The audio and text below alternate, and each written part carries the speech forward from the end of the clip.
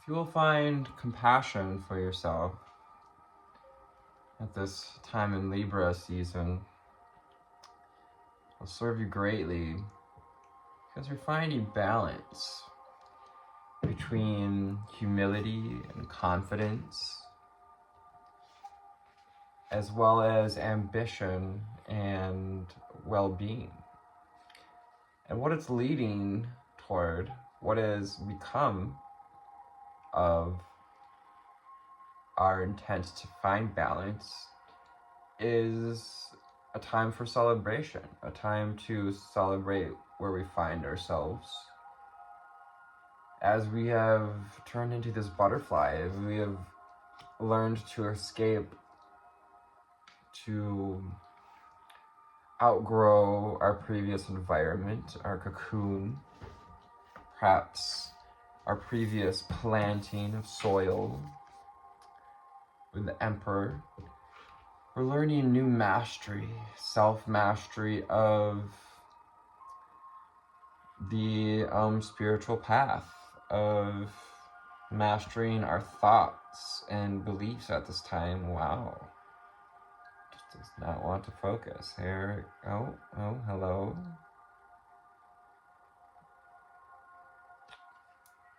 Well, that's 4 of Swords.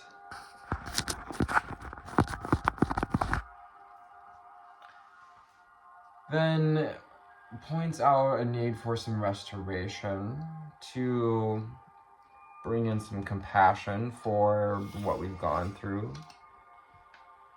Now, it's not quite the energy of reflection, which would be 4 of Cups, but it does ask us to be disciplined enough to know when to rest, but also to know what to focus on, where to focus our energy, where to focus that third eye, our sense of vision, and what we would like to envision to create more of. Solar plexus energy as well as the third eye, the Lamb of God, imagery there, which calls in the imagery of Jesus, Yeshua. And we also have the 5 of Swords in the Hierophant, inviting us to find the wisdom that comes from a mature point of view, mature ideas, being able to take in the ideas and beliefs of others. So we can find these keys to wisdom. Gatekeepers. You are gatekeepers if you found this reading. You hold wisdom keys that are unlocked when we choose to see what's truly ourselves underneath the triggers, underneath the old belief patterns.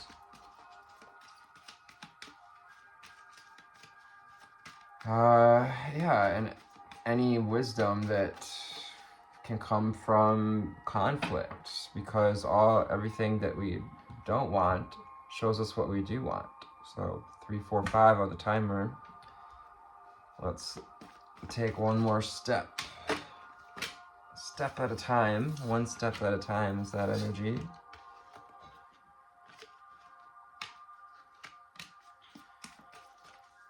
Call on the Prism Oracle, angel spirits and guides, ascended masters and ancestors. What do we need to know, see, and hear moving forward? As we lean into celebration and a sense of discipline and devotion that it takes to become the Emperor, to embody the Hierophant. This is a great opportunity to embody the Hierophant, Archangel Raphael, also helping us to heal in this restorative energy, 4 of Swords.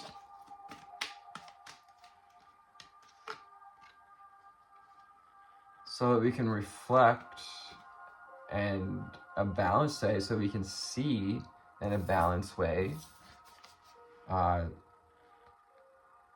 that third eye energy, see through the eyes of God, see through the light of Christ consciousness, how to speak of our passions in a balanced way, in a peaceful way, and not to overpower conversations or try to abuse our power. So the strength card in reverse. We have the energy of isolation coming out underneath. So we may have felt like we've been in a period of isolation, or like we're being asked to isolate once again. And like, yes, for some of you, it's still time to like be with you. For others of you, you've done the period of isolation. It's time to come out of the cocoon, to be the butterfly. You have metamorphosized. This is the energy of celebration. Now this can be around a certain mindset or belief system we may have had. We're just one step closer to escaping the matrix. You know, but be cautious. Don't get cocky. Remembering that this journey of the fool into the world takes the precautions of being mature, of staying grounded, and isolating what it is we want to focus on, where we want to put our point of focus.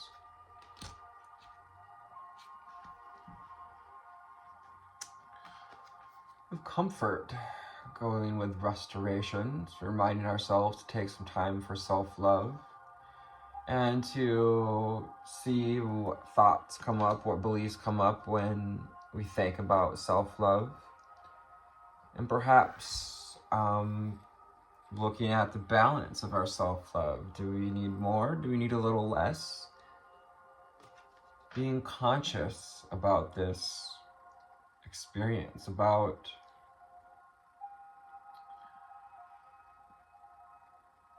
coming around, coming alive, coming out of the shadows, out of the box, consciously choosing self-mastery, consciously, and using our consciousness to choose balance and discipline. Where are we giving our consciousness, our point of attention? The number 8. 8 minutes exactly, reminding us of our sense of personal power.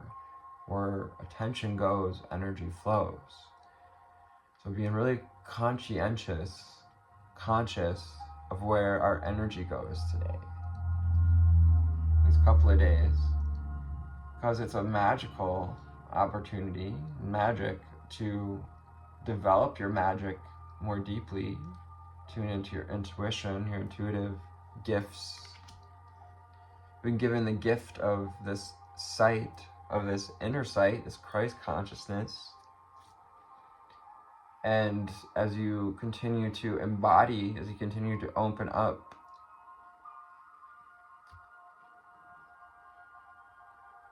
look toward where we're headed. Continue to look toward where we're headed in this raising of the kundalini, of the psychic energies, of the spiritual vibrations, of our own vibrations. And like magic, it seems to some out there, it may appear like magic that you just come out of this cocoon that perhaps others thought we would never make it out of. Perhaps that even they tried to keep us in the trap of disruption. Cycle disruptors, karma disruptors, cycle breakers, disrupting the cycle of joining in on the conflict,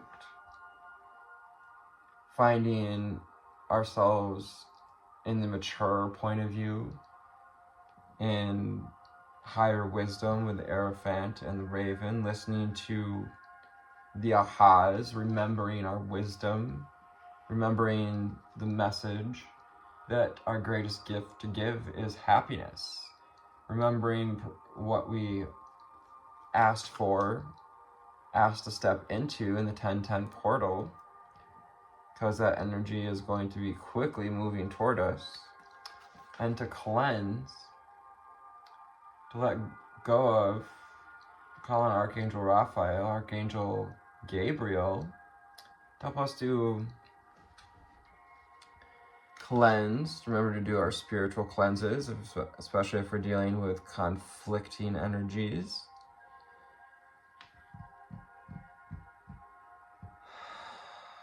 It can be helpful, that Four of Swords energy, when we're reaching for some balance and restoration,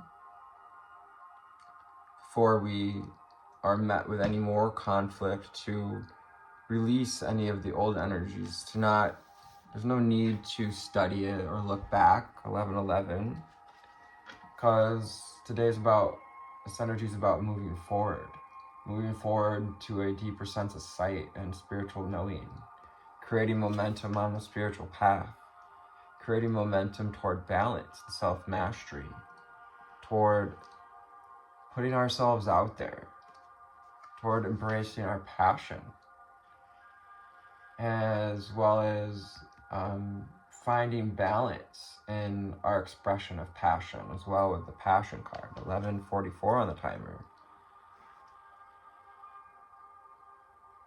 Master numbers, bringing us the question of how we are staying in alignment and connected to our foundations. Are you choosing to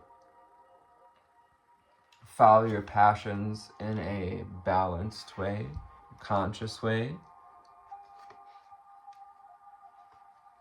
Do you know what you're hungry for?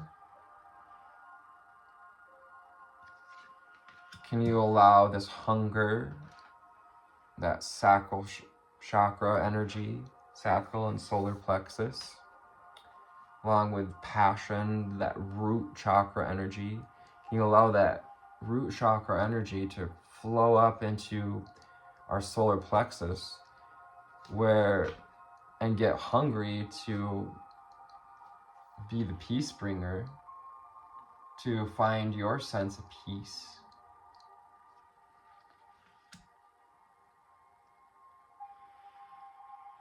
The world, getting to, is hungry for this consciousness, is hungry for bringers of peace, the cycle breakers. I have the Sadness card, which tells us that we may bump into some sadness, some inner conflict. It's funny that we have peace next to sadness. The only thing disrupting our inner peace is whatever sad vibes, sad feelings we have that come up around conflict, conflicting opinions, ideas or projections, things other people say that make us feel like we should be less courageous, perhaps less vulnerable. And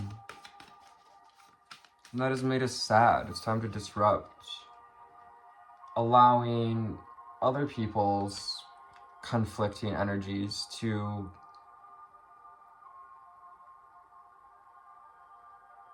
bring us into a position of sadness, and to continue to stay hungry for peace, to find peace through the sadness.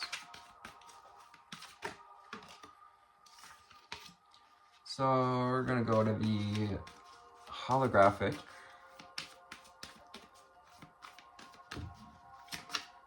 A white holographic tarot. Oh, my screen must be dirty because the camera is not focusing.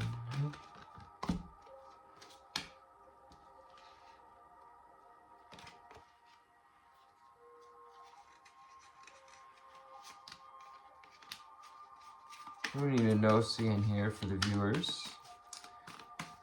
October 12th and 13th. 4 and 5 of Swords. 6 of Wands.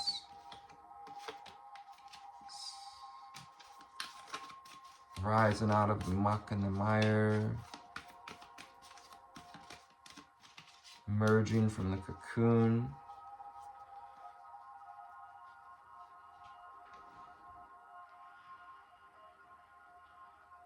Our underlying energy we've got here, beautiful, amazing card for Libra season. We have the Ace of Swords. So this is encouragement. This is the potential to find a sense of clarity. Yeah. Wow.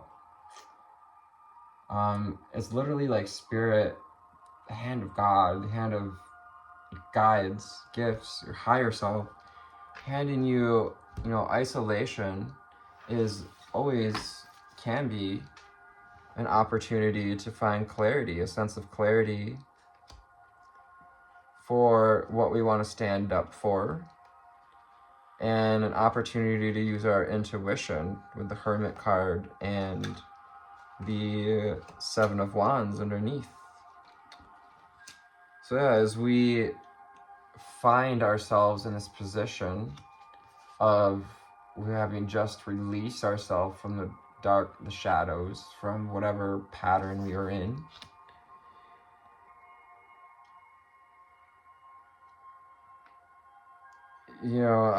be easy on yourself. Don't get yourself wrapped up in some more disruption. Don't allow this, having freed yourself, to get disrupted, because you're stepping into being able to more stand up for yourself. You're being called to stand up for what you believe in with the Seven of Wands, so you can get moving forward on the spiritual path, so you can not feel stuck anymore, or not feel like the path keeps getting disrupted.